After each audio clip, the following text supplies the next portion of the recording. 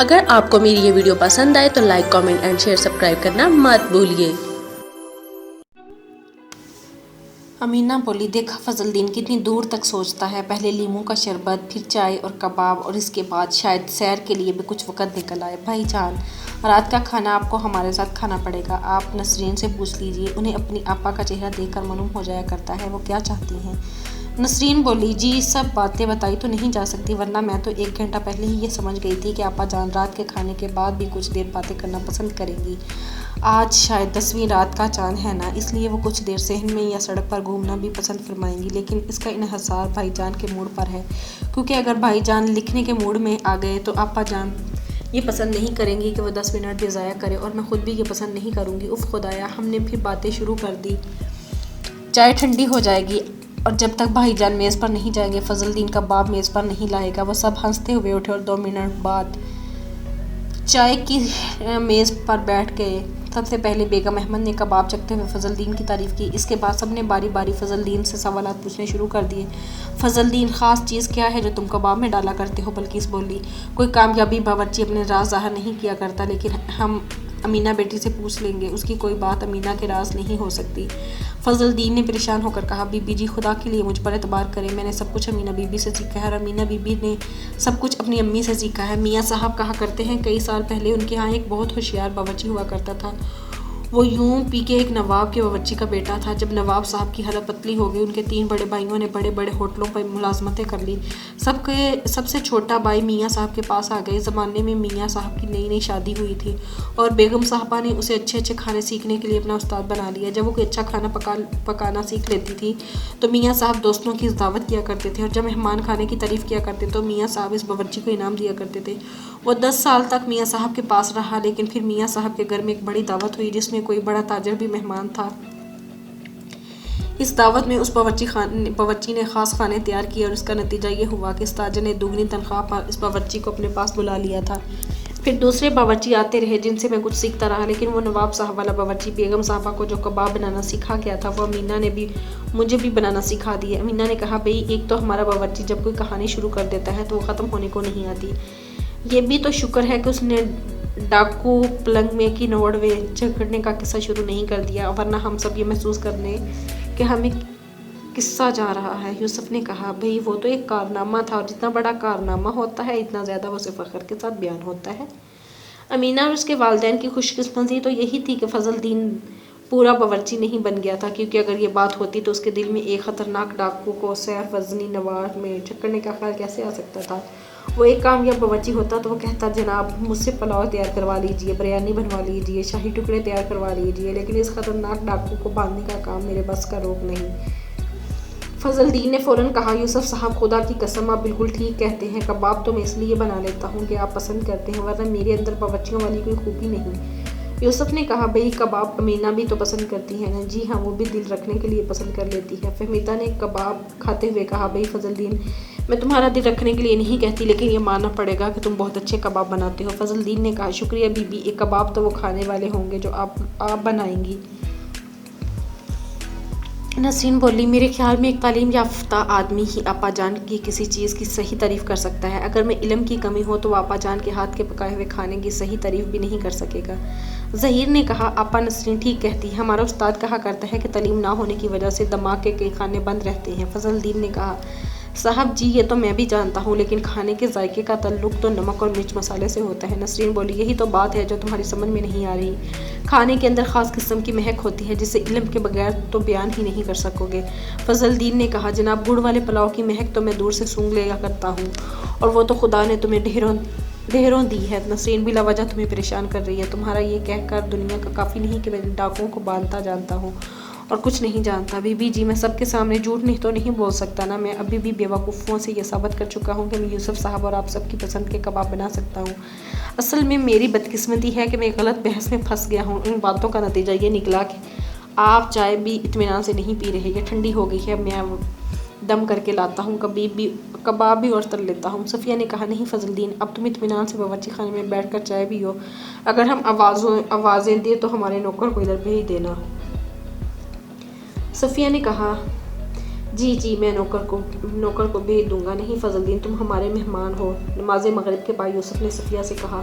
خالہ جان، اگر آپ مجھے اجازت دیں تو میں شام کے کھانے کے لیے نہیں ٹھہر سکوں گا۔ میں تھوڑی دیر فہمیدہ سے چند ضروری باتیں کرنے کے بعد ان سے معذرت کر لوں گا، اور مجھے امید ہے وہ برا نہیں مانیں گی۔ چچی جان ابھی نفل پڑھ رہی ہیں، جب وہ فارغ ہو جائیں گی تو میں ان سے اجازت لے لوں گا۔ صفیہ نے کہا، بیٹا اگر فہمیدہ تمہارے ساتھ سیر کے لیے جانا چاہتی ہیں تو مجھے کوئی اعتراض نہیں۔ نہیں خالہ جان، ایسا کوئی پروگرام نہیں، ہم باہر کھلی ہوا میں چند منٹ کے لیے ٹہل لیں گے اور پھر میں رخصت ہو جاؤں گا۔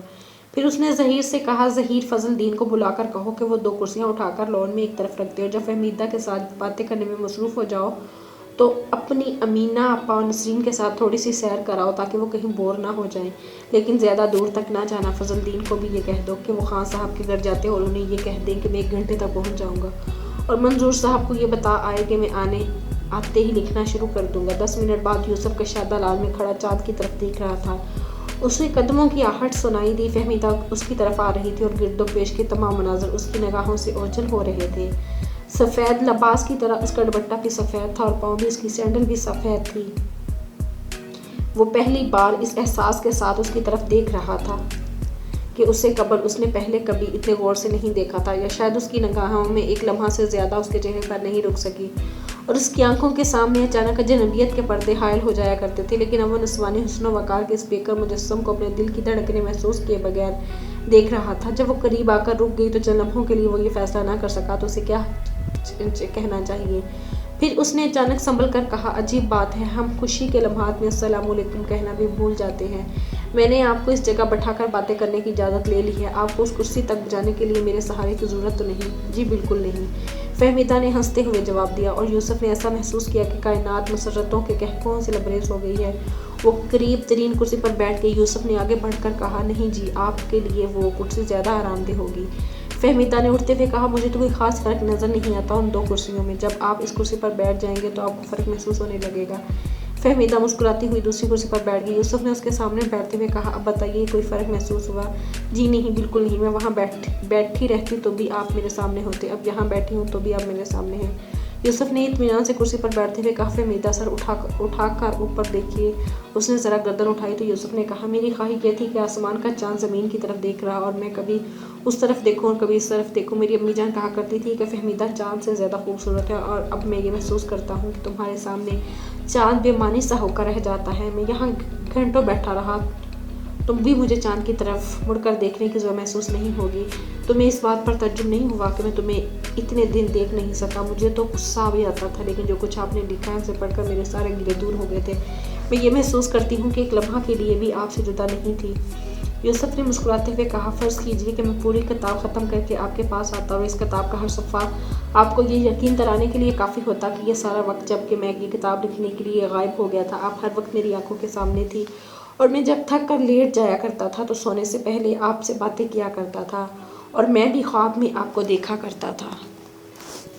تو بھی آپ کا موڈ ایسا ہی ہوتا ہے جو اس وقت ہے؟ جی بالکل نہیں فہمیدہ، میں بڑی سنجیدگی سے پوچھ رہا ہوں کہ آپ کے دل میں یہ خیال نہیں آیا کہ میں نے مہینوں کا کام ہفتوں میں کیا ہے؟ میں اس وقت قلم رکھا کرتا تھا جبکہ میرے ہاتھ لکھتے لکھتے شل ہو جاتے تھے اور آنکھیں پتھرا جاتی تھی۔ مجھے یہ بھی یاد نہیں رہتا تھا کہ میں کتنے گھنٹے لکھتا رہتا ہوں اور کتنے بجے سویا ہوں۔ میں اپنی غضبناک ہوتی کہ آپ کو مسودہ پکڑتے ہی پھاڑنا شروع کر دیتی۔ خواب میں آپ کو دیکھا کرتا تھا تو بھی آپ کا موڈ ایسا ہی ہوتا جو اس وقت ہے؟ تو اس نے کہا، نہیں، اس وقت میں آپ کو لکھا ہوا پڑھ لیتی، لیکن یہ بھی تو ہو سکتا تھا نا کہ میں اتنی غضبناک ہوتی، اتنے غصے میں ہوتی کہ آپ کا ایک ایک ورق پھاڑنا شروع کر دیتی۔ نہیں فہمیدہ، میں بڑی سنجیدگی سے پوچھ رہا ہوں کہ آپ کے دل میں یہ خیال نہیں آیا کہ میں نے مہینوں کا کام ہفتوں میں کیسے کیا؟ اگر آپ یہ باتیں اس لیے پوچھ رہے ہیں کہ آپ کی جدائی برداشت کرنے کا میرے اندر کتنا حوصلہ ہے تو سن لیجیے، اگر آپ کے راستے کے پھول میرے لیے ہیں تو میں کانٹوں میں بھی حصہ دار ہوں۔ مجبوری اور بے بسی کی حالت میں بھی آپ کے ساتھ زندگی کی ہر تلخی برداشت کر سکتی ہوں، لیکن اگر کوئی مجبوری نہ ہو تو میرے لیے ایک دن کی جدائی بھی ناقابل برداشت ہوگی۔ موجودہ حالات میں جو آپ فیصلہ کریں گے وہ یقیناً صحیح ہوگا۔ آپ نے ایک ناول نگار حیثیت سے اس دنیا میں متعارف ہونا ہے۔ اس کے لیے آپ کو رات کی تنہائیوں میں کئی گھنٹے لکھنا پڑے گا اور دل پر پتھر رکھ کر اپنی محنت کے پھل کا انتظار کرنے پڑے گا۔ میں بھی چاہتی ہوں کہ کچھ تعلیم حاصل کر لوں، لیکن آپ سے دور رہ کر مجھے یہ اطمینان ضرور ہوگا کہ ہم جن دشوار گزار راستوں پر سفر کر رہے ہیں وہ بالآخر ایک دوسرے سے مل جائیں گے، لیکن ہمیں ایک دوسرے سے یہ عہد ضرور کرنا چاہیے کہ اس دنیا میں ہماری کامیابی کی توقعات پوری نہ ہوں یا نہ ہوں، ہمارے پاس ایک دوسرے کے لیے خوشیوں کی کمی نہیں ہوگی۔ آپ کو کبھی نا امیدی کے صحراؤں سے گزرنا پڑے تو آپ ایک لمحہ کے لیے بھی مجھے فراموش نہیں کریں گے۔ آپ اگر ہر روز نہیں تو ہر تیسرے دن یا زیادہ سے زیادہ ہر چوتھے روز مجھے خط ضرور لکھا کریں گے۔ اول تو آپ جس جگہ بھی ہوں وہاں کسی ٹیلی فون سے مجھ سے رابطہ قائم کر سکیں گے، ورنہ میں آپ کا حال پوچھ لیا کروں گی اور انتہائی پریشانیوں کے دور میں مجھے احساس دلانے والے موجود ہوں گے کہ ہم تنہا نہیں ہیں۔ یوسف نے کہا، فہمیدہ، اس بارے میں تمہیں کبھی پریشان نہیں ہونے دوں گا۔ میں تم سے ایک وعدہ کرنا چاہتا ہوں۔ میں کبھی بھی لوگوں کی باتیں سن کر اپنے مستقبل کے متعلق اگر نا امید نہیں ہوتا تو پریشان ضرور ہو جایا کرتا تھا، لیکن اب میں تمہاری طرف دیکھتا ہوں تو محسوس کرتا ہوں کہ میرا راستہ کتنا ہی ناہموار کیوں نہ ہو، منزل کتنی ہی دور کیوں نہ ہو، انشاءاللہ اپنی کامیابی کے متعلق میرا یقین میری کبھی متزلزل نہیں ہوگا۔ میں ایسا محسوس کرتا ہوں کہ نا امیدی کے طوفان میں تمہاری دعائیں میرے لیے بہت بڑا سہارا بن جایا کریں گی۔ اللہ نے تمہارے ہاتھ اتنے خوبصورت بنائے ہیں، جب بھی اس کی بارگاہ میں اٹھا کریں گے تو تمہاری ہر دعا قبول ہوا کرے گی۔ فہمیدہ، تم سے پیار کرتے ہوئے اور تم سے دور رہنے کے لیے بڑے حوصلے کی ضرورت ہے، لیکن میں انشاءاللہ اس آزمائش میں پورا اتروں گا۔ اب میں اس عزم کے ساتھ جا رہا ہوں کہ آج ساری رات لکھوں گا اور میری تحریر میں پڑھنے والوں کو تمہاری وہ تصویر نظر آئے گی جو اس سے پہلے میں نے کبھی نہیں دیکھی تھی۔ فہمیدہ، جب یہ میرا ناول شائع ہوگا تو میں اس کی پہلی کاپی دیکھ کر اللہ کا شکر ادا کروں گا اور پھر تمہیں آواز دوں گا، فہمیدہ، تمہارا یوسف آج پیدا ہوا ہے۔ اب تمہیں کسی مجلس میں یہ کہتے ہوئے جھجک محسوس نہیں ہوا کرے گی کہ تمہارا رفیق حیات ایک ناول نگار ہے، صرف ایک ناول نگار۔ یوسف یہ کہہ کر کھڑا ہو گیا۔ فہمیدہ نے اٹھ کر کہا، یہ میرا ناول نگار یوسف اس وقت بھی میرے سامنے ہے۔ میں اپنی عمر اس دن سے گنا کروں گی جس دن آپ کے ساتھ میرا نکاح ہوا تھا۔ چلیے میں آپ کو دروازے تک چھوڑ آؤں۔